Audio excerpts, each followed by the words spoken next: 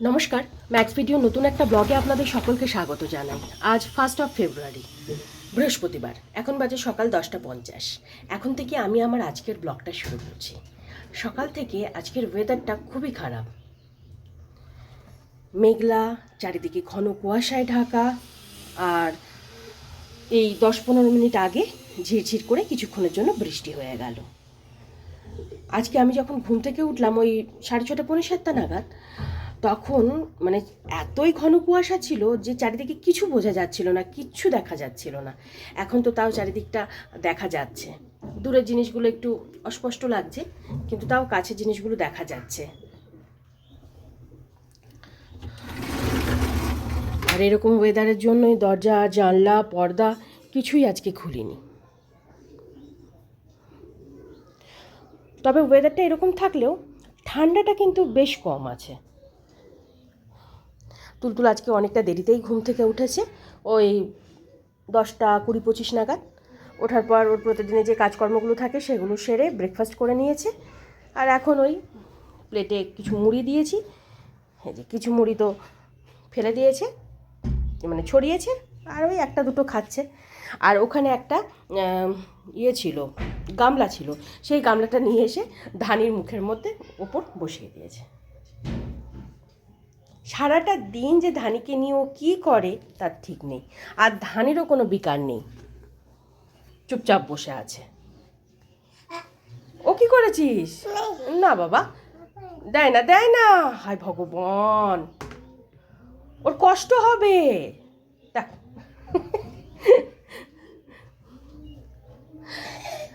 তবে আজকে সকালে আমার কোনো কাজই হয়নি, কারণ দিদি চলে যাওয়ার পর, মানে কাজ ছেড়ে চলে যাওয়ার পর আমি একটু শুয়ে পড়েছিলাম। তো এবার কাজে হাত দেব। আজকে আমার স্নান পুজো সারতে অনেক দেরি হয়ে যাবে। সকালে সমস্ত কাজকর্ম সেরে ঘরে বিছানাপত্র সব গুছিয়ে আমি স্নান পুজো সেরে সবে মাত্র উঠলাম। ভেবেছিলাম একটু কফি বানাবো, কিন্তু এখন কফি বানিয়ে খেতে গেলে ওদিকে তুলতুলের তেল মালিশ, স্নান ধান করতে অনেকটা দেরি হয়ে যাবে। তাই ওকে আগে তেল মালিশ করে দিই, আর তার আগে এই আপেল সেদ্ধটা বসিয়ে দিই। ও তেল মালিশ করতে করতে আপেল সেদ্ধটাও হয়ে যাবে।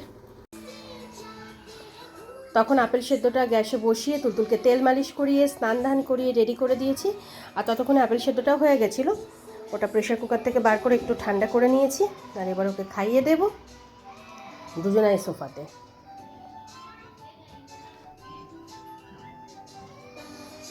মামা চল খেয়ে নাও। আমি আমার জন্য কফি বানিয়ে তুলতুল আর ধানিকে নিয়ে ছাদে চলে এসেছি। আর তুলতুল এখন সেজে জেঠুর কোলে আছে।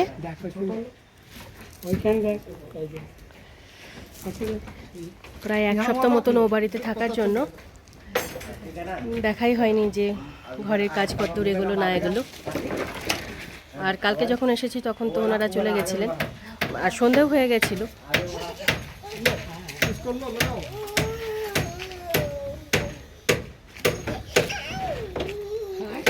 না মা, নিচে নামে না, নিচে নামে না, নিচে নয় না বাবা, এরকম করে না।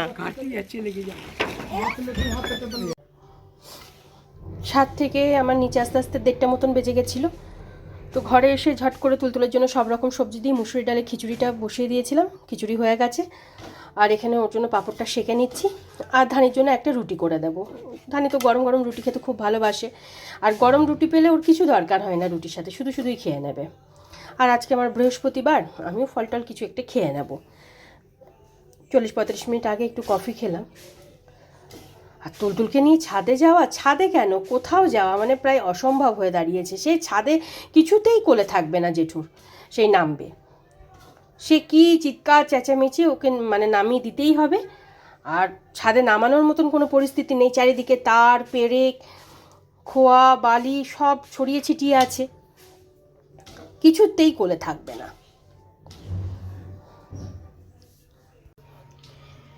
পাঁপড়টা সেঁকে এখানে তুলতুলের খাবারটা বেড়ে নিয়েছি, আর রুটি করে এখানে ধানিকে খেতে দিয়ে দিয়েছি। এবার তুলতুলকে খাইয়ে ঘুম পাড়িয়ে আরেকবার একটু ছাদে যাব। তখন তো কাজটা সেরকমভাবে দেখতেই পারলাম না তুলতুলের জন্য। আয় বাবা আয়, চলে এসো বাবা। এখন বাজে 3:45 আর প্রায় 1 ঘন্টা আগে তুলতুলকে খাইয়ে ঘুম পাড়িয়ে দিয়েছি। তারপরে আমার বেশ কিছু কাজ ছিল, সেগুলো সব সারলাম। সেরে ভেবেছিলাম একটু ছাদে যাব, ওই ঘরের যেখানে কাজ চলছে গিয়ে একটু দাঁড়াবো। কারণ তখন তুলতুলকে নিয়ে আর ধানিকে নিয়ে যখন ছাদে গেছিলাম, তুলতুল এতটাই মানে বিরক্ত করছিল কোল থেকে নামার জন্য, কিছুতেই কোলে থাকবে না। তাই বেশিক্ষণ দাঁড়াতে পারিনি, ওই 5-7 মিনিট মতন দাঁড়িয়ে কোনো রকম কাজটা দেখে চলে এসেছিলাম। তাই ভেবেছিলাম যে ওকে খাইয়ে ঘুম পাড়িয়ে বেশ কিছুটা সময় পাবো, তো তখন গিয়ে কিছুটা কাজ দেখব। কিন্তু কি আর যাব, তার আগেই তো বৃষ্টি শুরু হয়ে গেল, আর মুষলধারে বৃষ্টি হচ্ছে। 2-3 দিন থেকে হঠাৎ করে ঠান্ডাটা কমে গেছিল। এই যে বৃষ্টিটা হচ্ছে, এরপরে আরও জাঁকিয়ে বেশ ঠান্ডা পড়বে।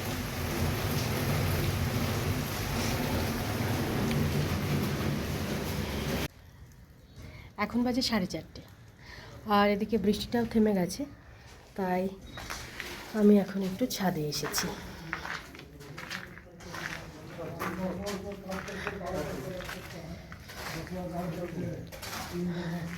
বৃষ্টির জন্য কিছুক্ষণ কাজের অসুবিধা হয়েছে।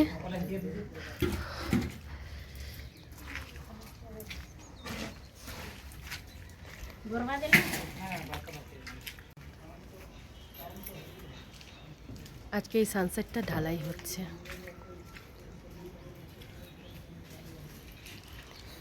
বৃষ্টির জন্য কিছুক্ষণ কাজ তো বন্ধ ছিল।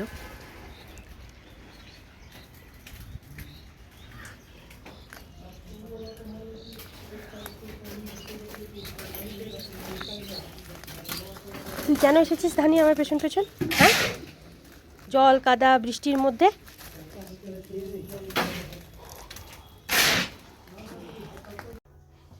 Good evening. এখন বাজে 5:45 আর তখন ছাদে গিয়ে এই 15-20 মিনিট মতন দাঁড়িয়ে কাজ টাজগুলো দেখছিলাম। দেখে টেকে যখন নিচে আসলাম, দেখলাম দিদিও কাজে চলে এসেছে। তো দিদির মতো কাজ করছিল, আর আমি ওই পেছনে ব্যালকনি থেকে কিছু জামা কাপড় ছিল সেগুলো সব তুলে ঘরে নিয়ে আসলাম, নিয়ে এসে মেললাম। আর তার মধ্যে তুলতুলও ঘুম থেকে উঠে গেছিলো। তো দিদি আধ ঘন্টা আগেই কাজটা সেরে বাড়ি গেল, আর আমি তুলতুলের জন্য একটু দুধ গরম করলাম। তো তুলতুলকে সন্ধ্যাবেলা আজকে একটু দুধ মুড়ি খাওয়াবো, তাই এই দুধ মুড়িটা ভিজিয়ে রেখেছি, একটু ঠান্ডা হোক, ততক্ষণে আমি সন্ধ্যাটা দিয়ে নেব।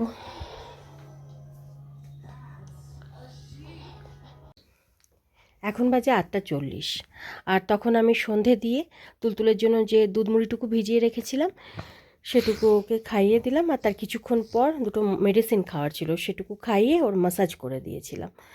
আর তারপর আমি আর তুলতুল দুজনে মিলে খেলা করছিলাম। আর এখন আমরা দুজনে কম্বলের মধ্যে শুয়ে আছি। আসলে 2-3 দিন হঠাৎ করে ঠান্ডাটা কমে গেছিলো, আর আজকে বৃষ্টি হওয়ার ফলে ঠান্ডাটা আবার ভালো মতন পড়েছে।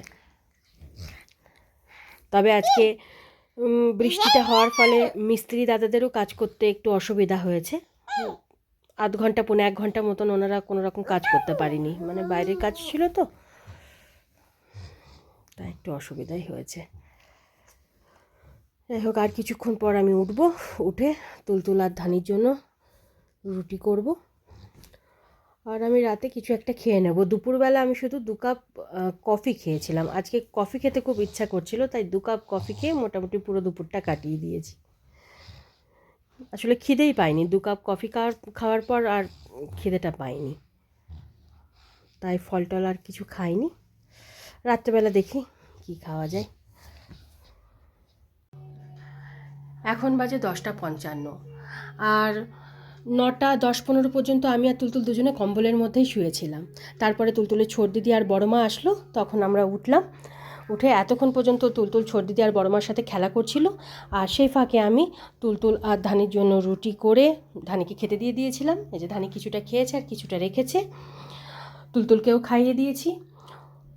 ঘরে বিছানাপত্র সব করা হয়ে গেছে, আর রাত্রেবেলা আমি চিড়ে হোক ছাতু হোক কিছু একটা খেয়ে নেব।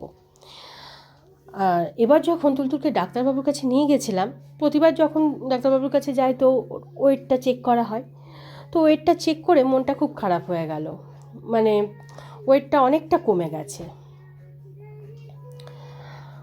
আর বিশেষ করে ওই জবে থেকে ওখানে যখন গেছিলাম, ওর ওই হ্যান্ড ফুট মাউথ ইনফেকশনটা হয়েছিল, তবে থেকে মানে ও খাওয়া দাওয়া পুরো টোটালি ছেড়ে দিয়েছে বলা যায়। যেটুকু খাওয়াচ্ছে জোর জবরদস্তি, খাওয়ার কোনো রকম রুচি নেই, আগ্রহ নেই, কিছু না। ভাবছি হয়তো চানাচুর খাবে তো চানাচুর দিচ্ছি, মানে যেটা খেতেও ভালোবাসে হয়তো যেটা চাইছে সেটা দিচ্ছি, কিন্তু ওই একবার দুবার মুখে তুলছে, তারপর ব্যাস। আর কত জোর জবরদস্তি করে খাওয়াবো।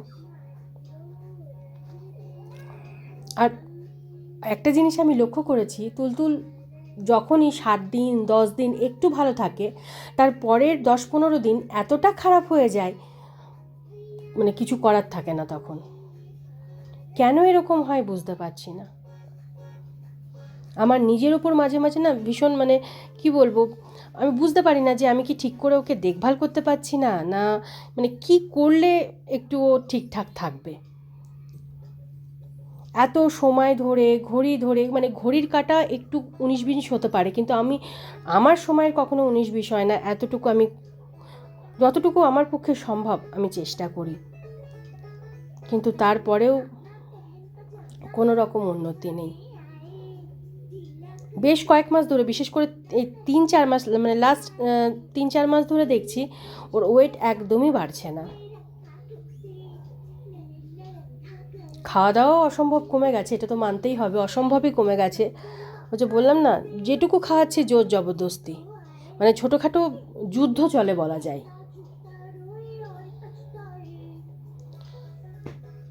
কী যে করব বুঝতে পারি না। যাই হোক, রাত বাড়ছে, এবার ওকে নিয়ে এসে একটু ঘুম পাড়ানোর চেষ্টা করি। তাই আজকে ব্লগটা আমি এই পর্যন্তই রাখছি। আজকের ব্লগটা আমি এখানেই শেষ করছি। আমার এই ব্লগটা যদি ভালো লেগে থাকে তাহলে আমার এই চ্যানেলটাকে সাবস্ক্রাইব করে দেওয়ার জন্য বিশেষভাবে অনুরোধ রইল, সাথে লাইক আর শেয়ার করে দেওয়ার জন্য অনুরোধ রইল। সবাই ভালো থাকবেন। Bye and good night.